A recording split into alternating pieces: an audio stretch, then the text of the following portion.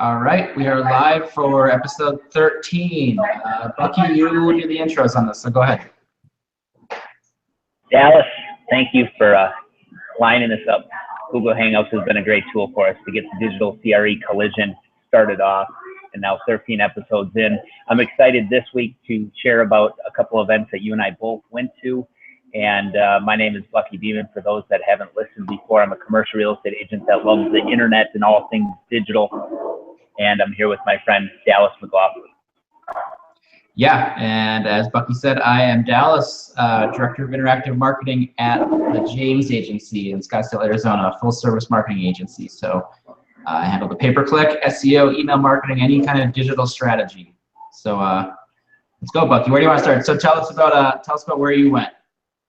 I went to Social Media Marketing World in San Diego, California. It was my first time attending this type of event.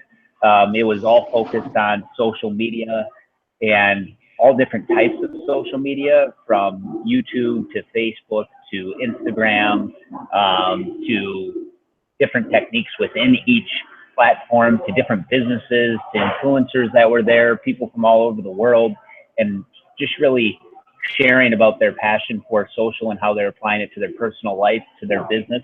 The interesting thing is it was really a business community, which I've not experienced, especially on the topic of social in most cases, especially with the community that I live in. So to have so many different types of businesses all understanding that social is impacting their life and their business in one place was great. And what event did you go to, Dallas?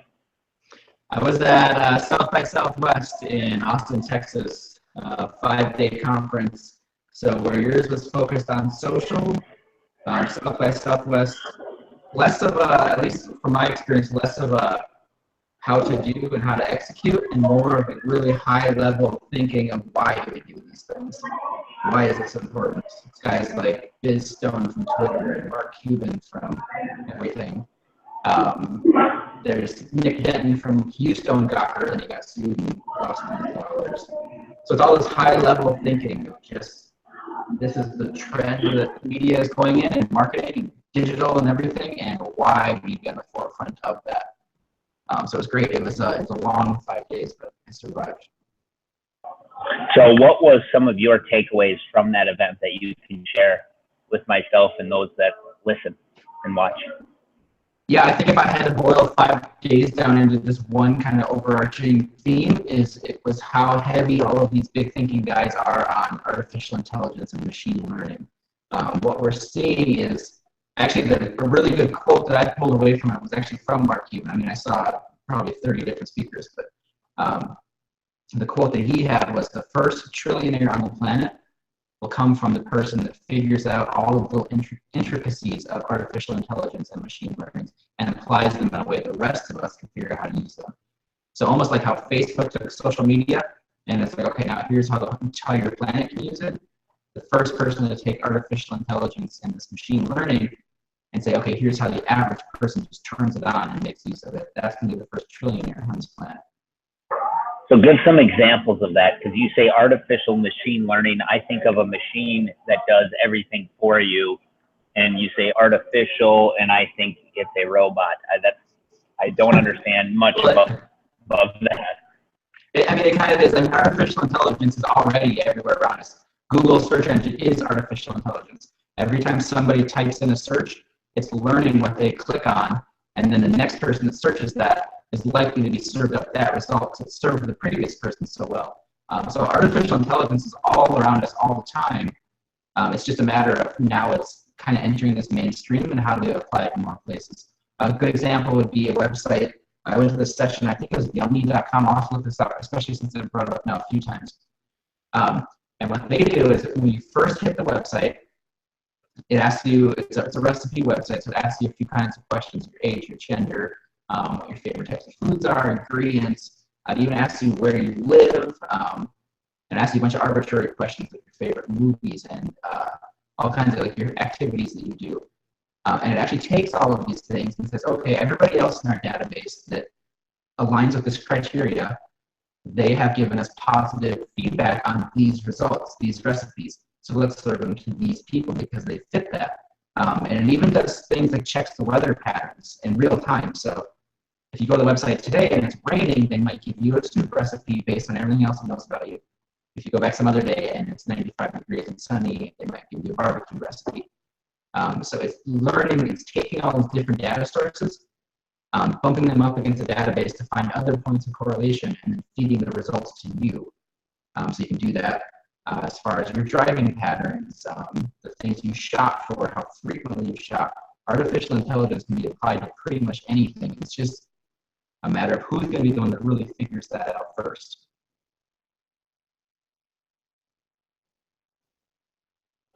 So you're on mute, Bucky. You're on mute. Yeah.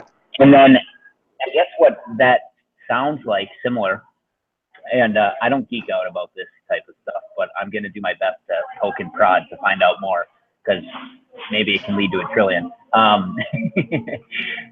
They talked about in my conference bots, and bots are really starting to develop. And one bot and I need to find exactly what it is and put it in the comments, but there was a marketing bot that you could put in marketing questions. And one of the examples of the marketing questions is, what keywords is Uber buying on Google?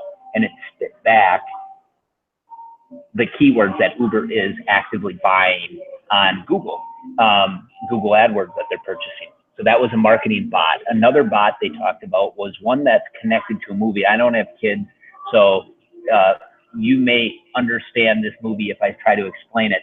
It's a cop that is some type of animal that stars in some movie, and they made a bot for this animal, for this animation, that kids then could talk to and say, what do you want to be when you grow up? And the bot would then talk back digitally related to things that they could be. And I can't remember the name of the movie, but they did it. They did the bot based on the main character of the movie. The other bot they talked about was a Barbie bot, and how young girls could talk to a Barbie.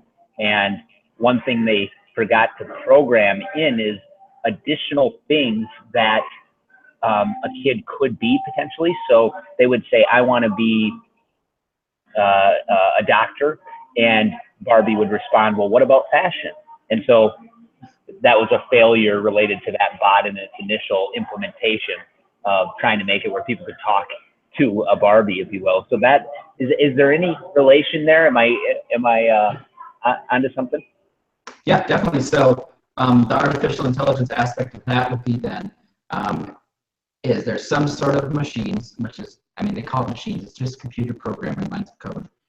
There's some sort of machine then that aggregates all of these queries people are speaking into it and says, okay, it sounds like all of our consumers, these kids, 25% of them want to be a veterinarian, so let's serve up more veterinarian-based toys.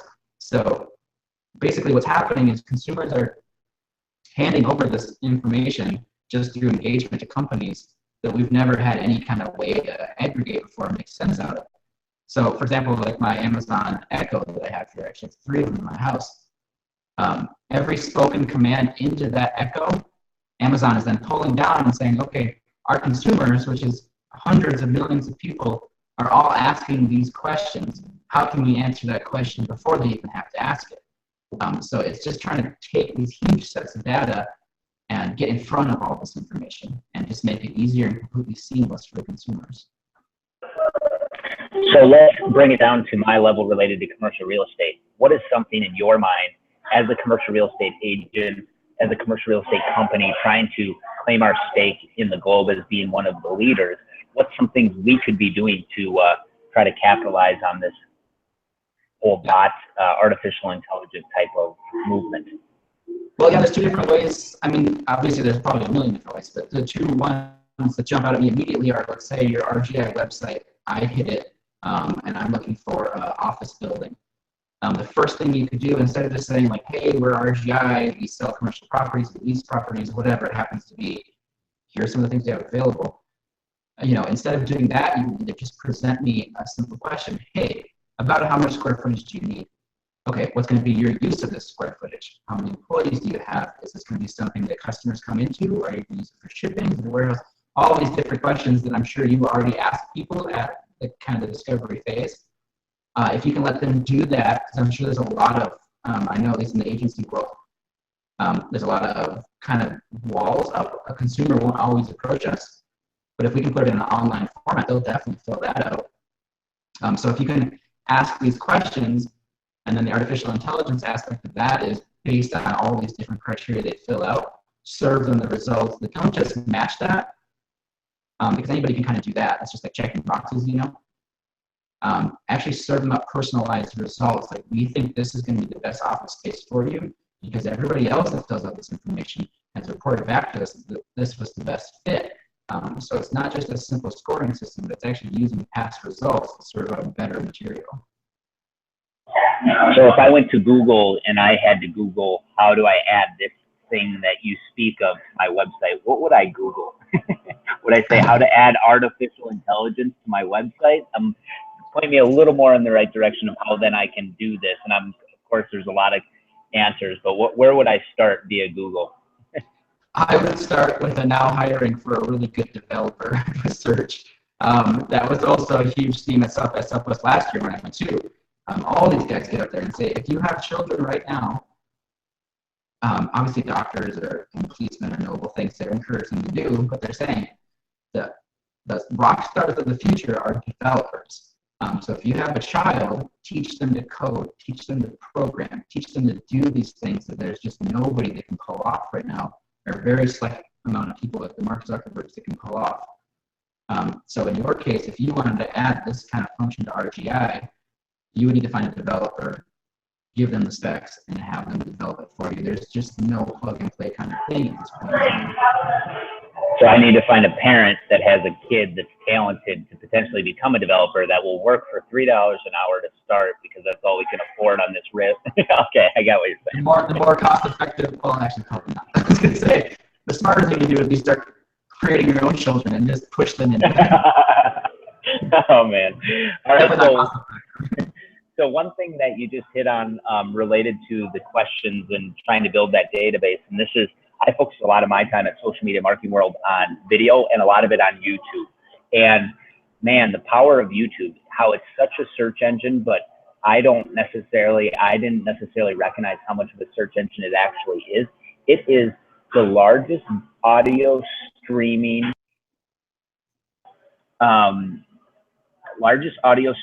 platform that people use. And so people are going to YouTube to listen to their audio more than any other platform currently. So there's an example, but also they're going to it to find how to do things. And we've known that, but thinking about how you can do two things at once. Not only can you build your YouTube content related to what is triple net, how to find the best space for a barber shop, how to buy a boutique hotel. You could be using those same type of questions if you can figure out how to connect them in this artificial intelligence type of ploy. So YouTube was my main thing. I enjoyed just learning more about the details of YouTube with tags and descriptions and how people have built 400,000 subscribers in a short amount of time.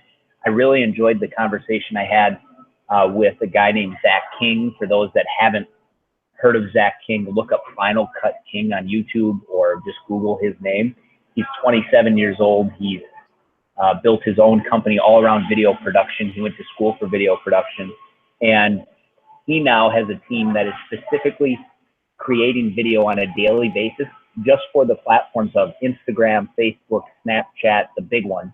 And that's all they do. They create content for those platforms. So that was interesting to learn that someone has built a company around video production just for those platforms. And they said they've tested a ton of different platforms. They have a process to testing these platforms, and they've definitely dumped a lot of different platforms. Another thing that I was surprised with in that conversation with Zach King and when he was up there speaking is how they aren't enjoying the interaction they're having with the Snapchats of the world. They are enjoying the conversations they're having with Instagram because they kind of get a front row seat with some of the leadership because they want them to be producing content for their platform. And he said, we may be dumping Snapchat, which was, wow, a year ago, there was no such thing. But now with Instagram and all these other things, to hear a big guy like that to say, I might be dumping Snapchat, I thought that was pretty interesting.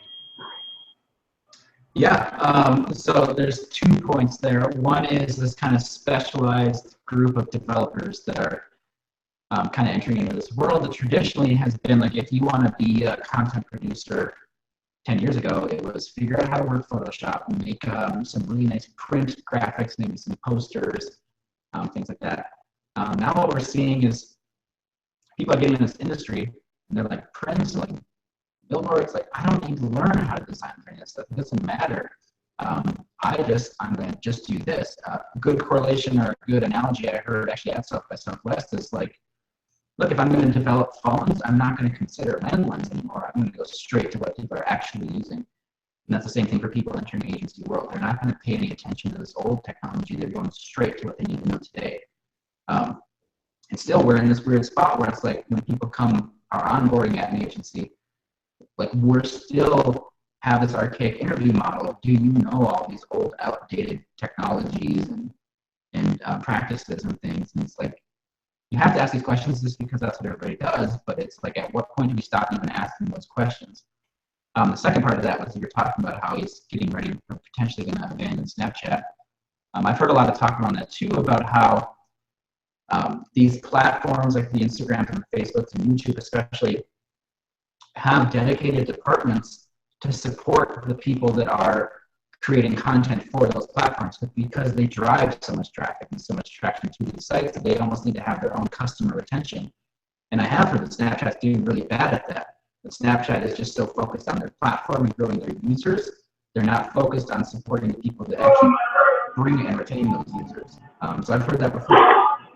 And another person that was at this conference was Sean Duras, who built his original following on Snapchat over the last 2 years. And now he has converted over to YouTube more because of that very reason. He calls it out on video. You can find this video if you look up Sean Duras. Now, his lifestyle is very unique, and that's part of the reason he has all these followers, because he just loves having fun and he shares his story along the way. But he said because YouTube is willing to support him and help him and have that customer service, that's part of the reason he's not so, even though Snapchat helped build his original launch, he's not continuing at this point as heavy with Snapchat. So you're absolutely right. The support for the content creators is a big deal. Yeah, and I think YouTube has always done a really good job. You'll see their especially, I mean, like 10 years ago when this influencer thing was kind of taking off, maybe not 10 years ago, 5 years ago, where all of a sudden YouTube people were like, wow, look at all this stuff YouTube sent me. They sent me YouTube backpacks and stickers and sunglasses and clothing and stuff. And it's like, and for no reason other than this person is doing really well for the YouTube network, let's continue to support them. We just haven't seen that with Snapchat at all. So, and also the monetization of YouTube and any of these other platforms is great. Snapchat, to my knowledge, doesn't provide any kind of monetization back to people driving videos. That's probably a problem for them. Awesome. Other takeaways for me, I guess this was really for me just to push once again that video is my deal, and that's how I'm going to build my internet presence is through video. And it was great to have the encouragement from so many individuals there that have built it already on video platforms like YouTube. So I'm excited to look back. I get access to all the recordings. I really need to just dive into them and learn them and understand them. You know how it is when you're at a conference like this, like you get some of it, you don't get some of it. Another thing that I thought was extremely interesting is, I want to say her name was Charlene Johnson. She was the last keynote of the event. She is kind of the lady that's known for infomercials. So if you look up Charlene, you'll see beautiful blonde lady. She's known for like probably Bowflex and all this stuff, right? And she goes, I recognize when Facebook Live came out that you could do infomercial on Facebook Live, and my company that I work for didn't recognize it, and I got them to give me the creative lead to create our first ever infomercial on Facebook Live, and we made way more money. So she goes, it's a matter of time before Facebook Live you have to pay for, in her opinion, because these big companies are going to recognize that's where the attention is. They're going to start taking advantage of that, and eventually Facebook is going to flip the switch and say, you can go live, you just got to pay for it. So she has said right now, and this is, she laid it out, it's a 15-step program. Like if you want to start selling programs, doesn't matter if you want to be a social media teacher or a person selling health and wellness programs or commercial real estate, whatever it is, you can do that via Facebook Live with this process that she shared. She goes, it's the same thing I've done for years on real TV. It's just now you can do it on Facebook. And she taught that in the last keynote. That was eye-opening, because it's like, you're absolutely right. Like, it's just like TV. It's no different. She recognizes it. She's capitalizing on it. She's trying to teach others to capitalize on it as well. Yeah, and that's similar to a conversation we've had before, where we talk about, you know, people always ask both of us, I'm sure, especially me, oh, why are you wasting your time on Snapchat or something, or whatever it happens to be the platform of the year? What happens when it dies? And I'm like, and I always try to explain, it doesn't matter. The skills all translate. So in her example, you know, she learned this on TV, everything shifted away, but she still retained all that skill and talent and the mindset and everything she needed to have to become a creator on the next platform. She saw it, and she didn't have to learn. If she didn't have any of that experience and she still had the idea for Facebook Live that she's executing today, there would be a lot of ramp up time to try to figure that out, and then it'd be too late. She was able to dive right in because she had this built-in skill set. That's super important. And she recognized that she could do it at minimal cost. Like she said, the sets for infomercials, super expensive. The actresses for infomercials, super expensive. My first ever Facebook Live infomercial, very inexpensive. It was me at my house, and the company that she works for couldn't believe it. Like the amount of sales that they got from that. And it's completely different. So yeah, that was cool. What was another takeaway for you, Dallas, for South by Southwest? I'd like to hear that. I want to keep our show format to a condensed form, so I'm going to push it along real quick. Yeah. I would say the next biggest takeaway for me, which was also my takeaway last year, and every year I come back in this weird mix of scared and motivated at the same time. And that is just how much the agency model is breaking. And I say that here because I say it every day in the office, so it's not like a secret. Like, nobody that I work with hearing this is gonna be like, oh my God, what did he just say? But what I mean by that is, and kind of what I just said a few minutes ago, was agencies haven't changed for 100 years. Some of the things that we do have changed, but the mindset doesn't change. It's these big, heavy proposal phases, and everybody has to sign off on every dollar, and every piece of creative has to be reviewed by 3 people through 3 rounds. And it's just so slow. We're like this big cruise ship. Everybody, not just, I don't want to say we, because we're doing our best to go as fast as we can. I'm sure everybody else is, but just agencies in general are like these big cruise ships out in the ocean. And it's like, you got so much momentum going forward, you can carry a lot of people and a lot of money, but if you got to take a right turn, it's going to take you a long time to get there. Where you see these agencies popping up, which are like 20, 22-year-old kids who had panels at South by Southwest, knowing that we're all traditional agencies listening, and they are like throwing it in our face, like, you guys don't get it. Like, you're losing. Like, we are crushing you every single day. And they're right. And they also call out, like, so then the agency's ammo is always, yeah, but there's so much stuff you don't know. Like, we're the professionals. Like, we know how to operate a business and all these things.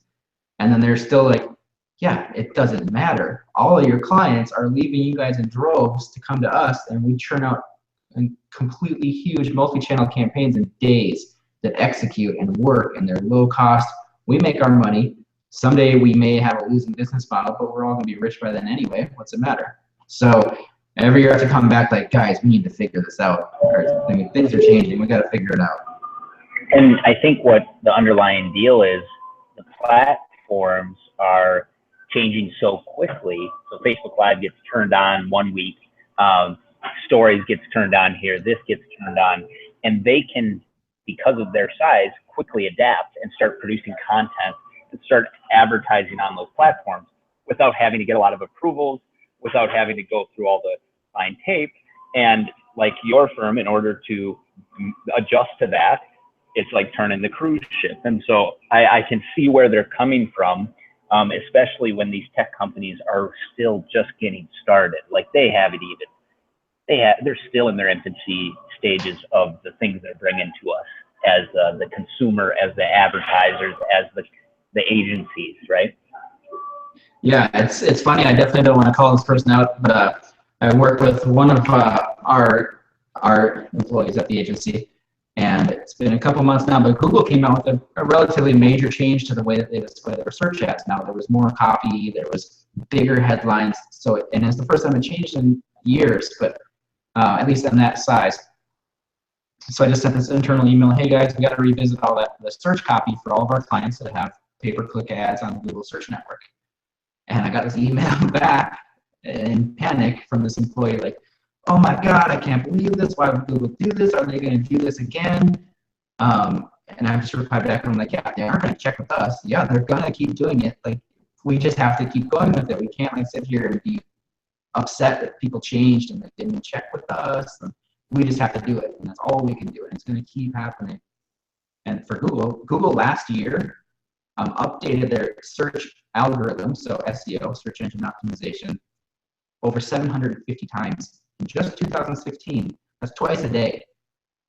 So if you're in the SEO industry, you've got a whole world of change happening every single day, and they don't even announce it. You just have to figure it out. Well, I guess kind of wrapping it up, Dallas, if we had to share a piece of advice with one another from those conferences that we were at, what would be the piece of advice you would share with me? And I think I have a piece of advice for you as well. I'll start it off.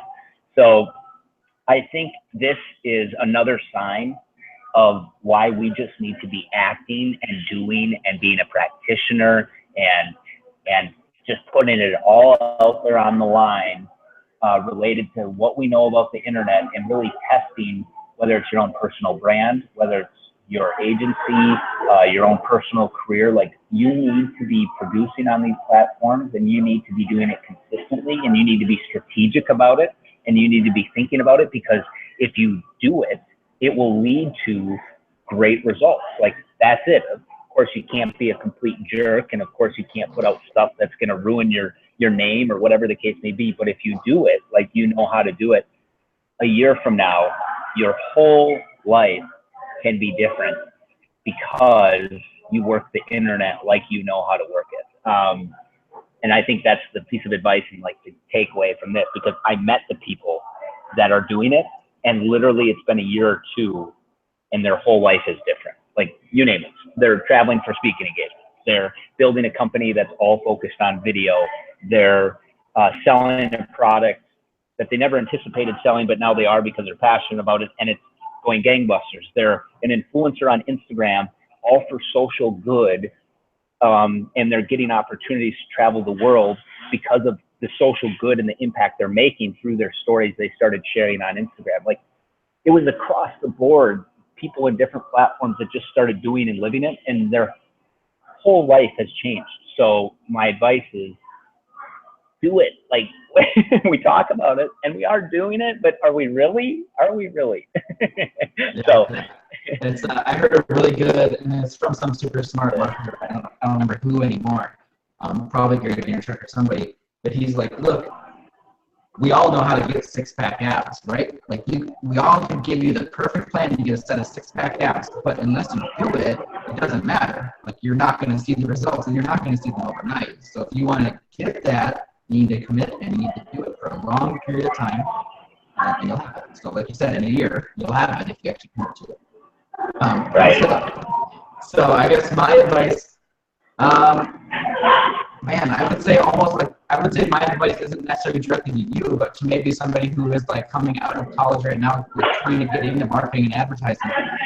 And I think so much focus. So I actually have to go speak at ASU, I think, next week, Arizona State University, and this is one of the things that I'll probably say and probably upset their professor, and they'll never invite me back. But it's like, don't waste your time learning all these built-in things that everybody tells you need to know.